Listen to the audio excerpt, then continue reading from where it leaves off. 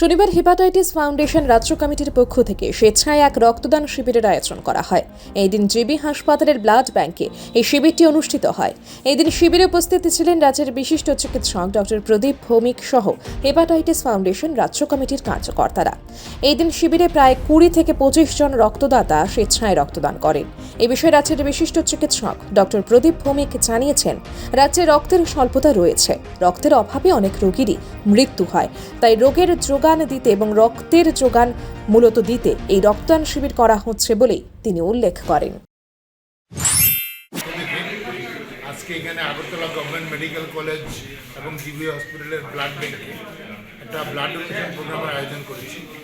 উদ্দেশ্য একটাই যে আমরা কয়েকদিন পরেই যাতে ব্লাড ব্যাঙ্কগুলি, কিন্তু আগরতলা না, সারা রাজ্যে আমাদের যেহেতু 35টি ব্রাঞ্চ রয়েছে, এই ব্রাঞ্চগুলির মাধ্যমে ছোটো ছোটো করে প্রোগ্রাম করে খুব অল্প সময়ের মধ্যে আমরা 20-25 ইউনিট করে ব্লাড দিই।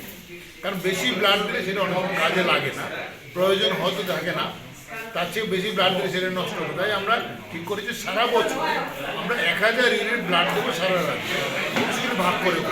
আজকে আমরা দিচ্ছি, এখানে হয়তো 15-20 দিন বা পরে আবার আমরা দেবো। তেমনি আমাদের অন্য ব্রাঞ্চগুলো এইভাবে কাজ শুরু করেছি, আমরা গত বছরও করেছি, এবারও করছি। রিপোর্ট সুবার্তা।